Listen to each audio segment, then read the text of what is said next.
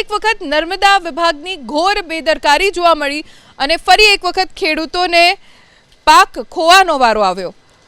સુરેન્દ્રનગર જિલ્લામાં બામણવા જરવલા ગામ વચ્ચે કેનાલ ઓવરફ્લો થતાં ખેતરો બેટમાં ફેરવાયા। મેઇન કેનાલ ઓવરફ્લો થતાં આસપાસના ખેતરોમાં પાણી ફરી વળ્યા। ખેતરો બેટમાં ફેરવાતા ખેડૂતોએ વાવેલો પાક સંપૂર્ણપણે પાણીમાં ગરકાવ થઈ ગયો। કેનાલના પાણીથી ખેડૂતોને આર્થિક નુકસાન ભોગવવાનો વારો આવ્યો છે। ખેડૂતોનો આરોપ છે કે જ્યારે પાક માટે પાણીની જરૂર હોય ત્યારે ખેડૂતોને પાણી મળતું નથી। અનેકવાર કેનાલની સાફ સફાઈ માટે રજૂઆત કરી છતાં કોઈ કામગીરી ન થયાનો આરોપ ખેડૂતોએ લગાવ્યો।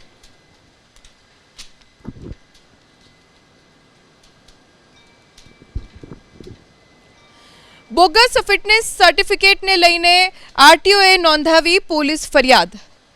ચિલોડામાં આવેલ એસએસ સ્ટોન ઓટોમેટેડ ટેસ્ટિંગ સેન્ટરમાં કૌભાંડ ચાલતું હતું। સેન્ટર તરફથી વાહનો ચેકિંગ વગર જ ફિટનેસ સર્ટિફિકેટ આપી દેવાનો આરોપ લાગ્યો છે। છેલ્લા 2 વર્ષમાં 629 જેટલા વાહનોને સેન્ટર પર લાવ્યા વગર જ સર્ટિફિકેટ આપી દેવામાં આવ્યું। એટલું જ નહીં, જૂના વાહનોની તસવીરો મોર્ફ કરી રૂપિયા લઈ સીધા જ સર્ટિફિકેટ આપી દીધા હોવાનો આરટીઓના ચેકિંગમાં ખુલાસો થયો હતો।